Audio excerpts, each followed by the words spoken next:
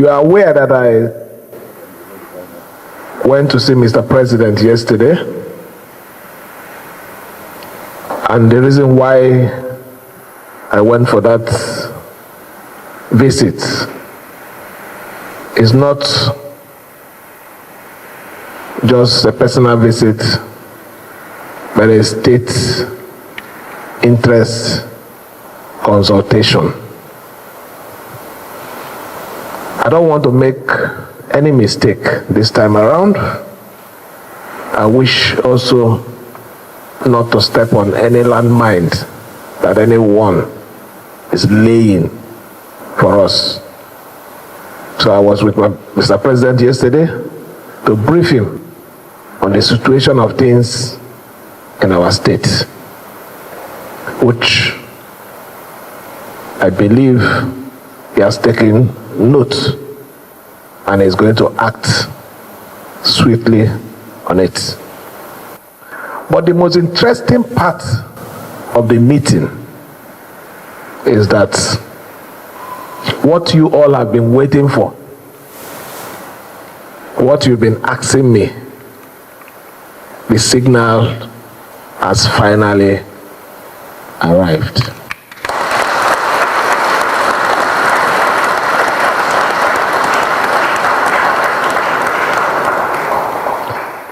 We have the full support, we have a positive nod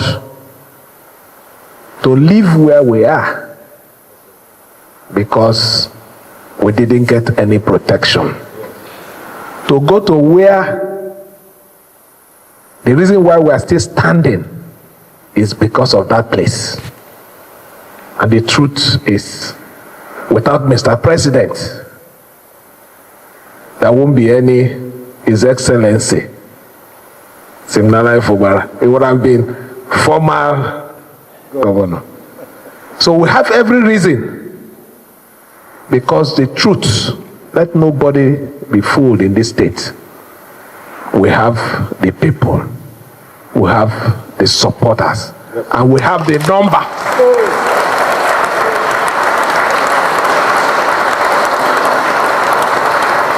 Our only thank you to Mr. President is to support him. And we cannot support Mr. President in isolation. And we can't support Mr. President if we don't fully identify with him, not backyard support. So we have taken that decision today, since we've gotten the pass. Everyone here who have followed me, who have suffered with me, our decision today, this evening, we are moving to APC. Hello, Africa. Hello, motherland. Hello, Nigeria. Hello, Nigerians. Family, a lot has happened since Fubara declared, or rather moved over to the APC. We've seen Wike on a war path. He's abandoned his duties as the minister of the federal capital to move back to River State, where he's busy junketing, or rather, moving from local government to local government. You know, trying to show us how popular and how powerful he is. Let me warn those who come to River State because you have had about 600 billion. You come here, you collect, and you open your mouth, you talk anyhow. I want to say it. You know, when you abuse something for the interest of everybody, some people will come out to make sure those things don't work. I say it here, Victor, I want to say it here. Take this message. Tell your national secretary, leave River State alone. Leave River State alone. Go and ask those who have tried it before. Go and ask those who have tried it before. Don't take our support for Mr. President for granted. You have to be careful the statement you make.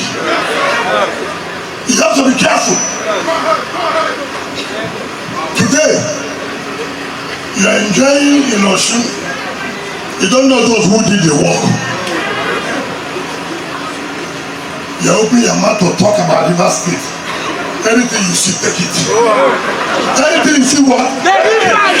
In the process, he said a lot of things and engineered a lot of processes. One of them is the current impeachment process that the River State House of Assembly again brought is said to be bringing against the incumbent governor. Guys, there's a lot that has, if you've been following what's going on, that has been happening, and it goes to the state of mind of Mr. Wike. You know, when you hear him threatening people, threatening other politicians that River State is not for everybody, River State is a no-go area, accusing people of coming to collect money from Fubara in a support and things like that, bringing two political parties according to him together, said the other people should emulate him. Then you ask yourself, what kind of politics does Wike play? And what kind of a politician is he? If this man claims to be supporting the President Tinubu, claims to be in his camp, said he's brought together the PDP and he's brought together the APC and PDP under one umbrella of a kind of solidarity movement, which he said is renewed hope 2027, you know, in support of the president. Meanwhile, he's criticizing everybody, including the same president. He's laying the gauntlet down to everybody, including the same president.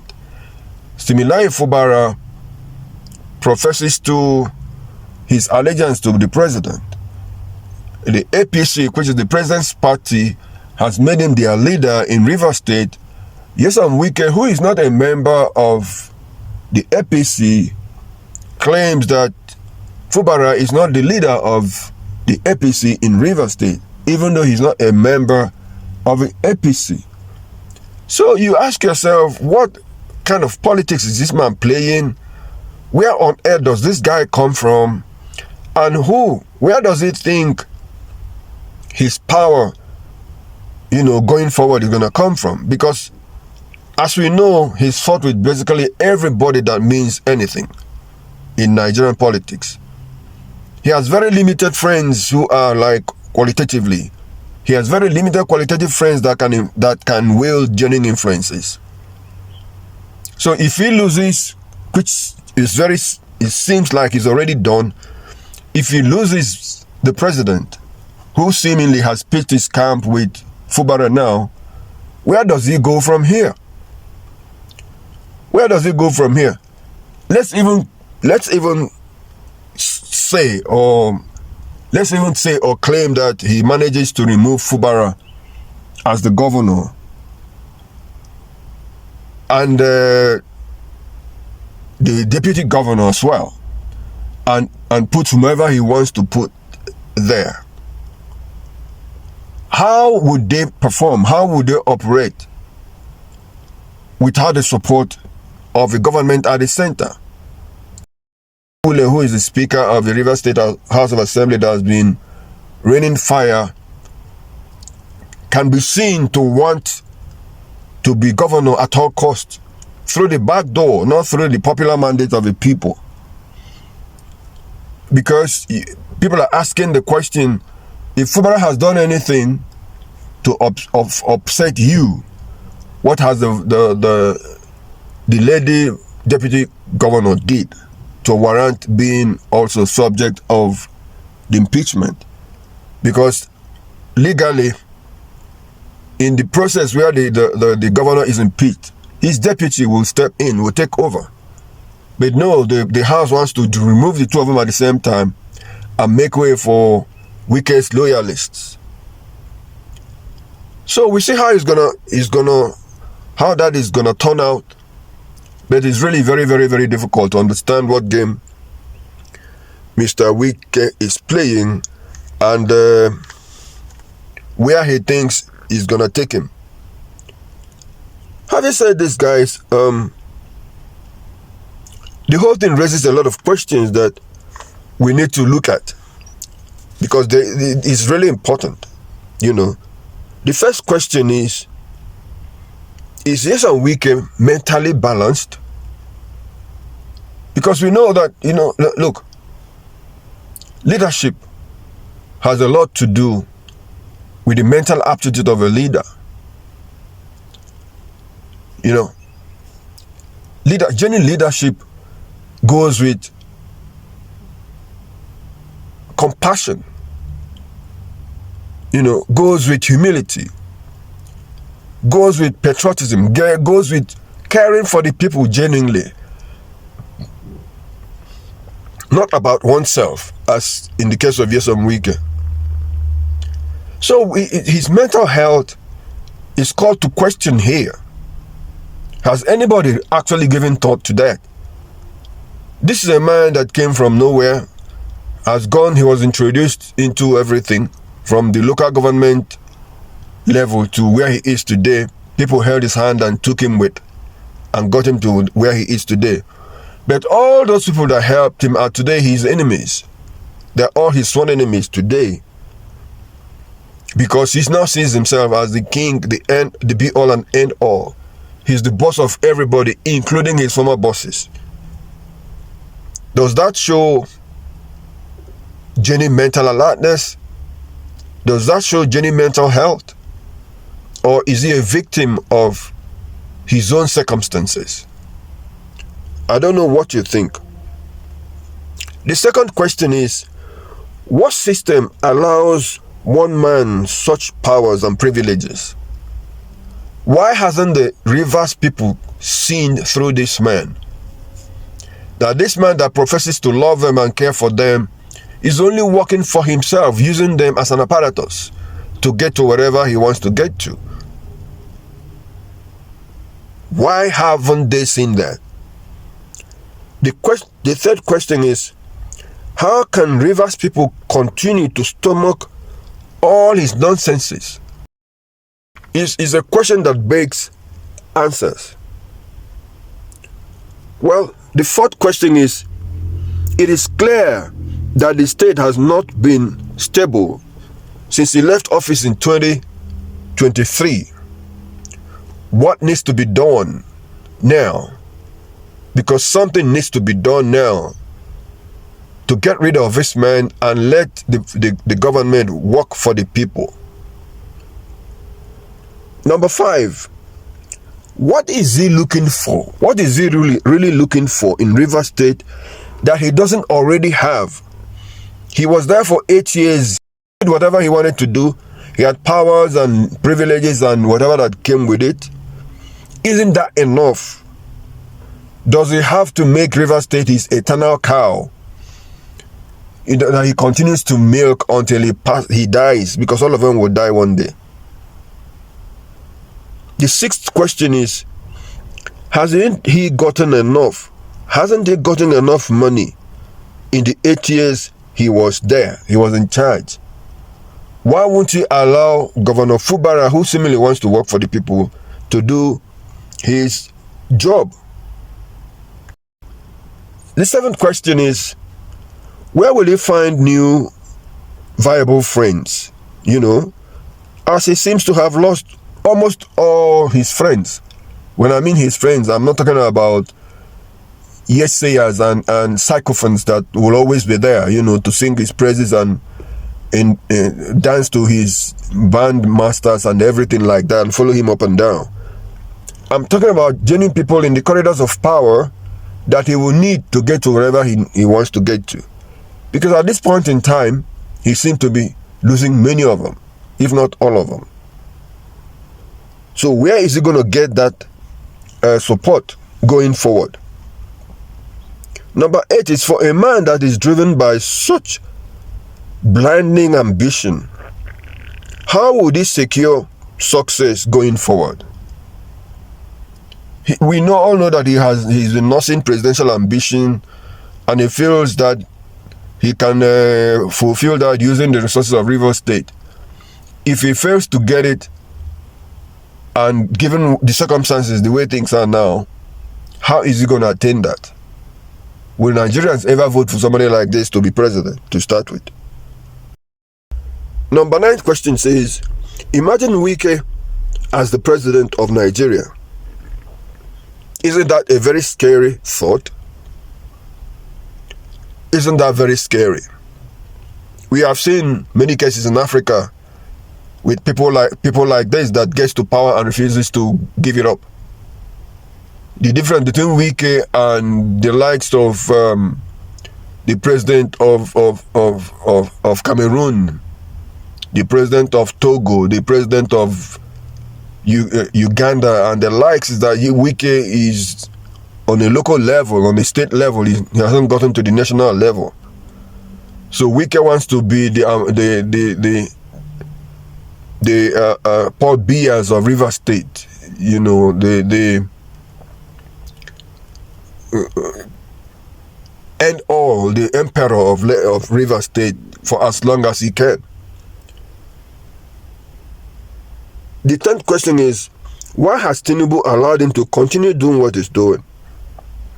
What hold has Wike over President Tinubu that Tinubu sees and witnesses what's going on and still continues to let him the freedom to do all these nonsenses? You know, what hold has Wike got over Bola Ahmed Tinubu, if any? The 11th question is it not time that those closest to him, like his wife, his children, his parents, if they're still there, or whomever that is related to him, start talking to him, urging him to calm down, urging him to re-strategize, urging him to breathe in, take a breather? You know? The 12th question is, doesn't Wike think that true power has shifted? Isn't it better for him to find ways and means of making peace with Fubara, who has always professed to that, than what he's doing? Because if at the end of the day this impeachment fails, what next for him? What other weapon has he got? The 20 commandments he gave to Fubara was based on punishing him through impeachment if he fails to live up to those commandments that he called agreement. The final question is, as a man abandoned by almost everybody, every viable friends and allies, what is next for him? What does he do next? Where does he go from here? Where does he go to from here? To APC? You could see that many of the big wigs in APC doesn't want him in their party. PDP continues to bleed every day. And they've also expelled him from the party. So when he runs to the east, it's hot. The west is hot. The north is even worse. The south, where would he go to? That question hangs in the air. I want to hear from you. What do you think will be the fate of Nyesom Wike in a few months from now? Please subscribe if you haven't done so. Like this video so YouTube will send you our next video when it's done. And comment so that we will all discuss this jointly. Until we meet again, remember that a new Nigeria without the likes of Nyesom Wike is possible. So let's make it possible, like Peter Obi said. God bless you guys.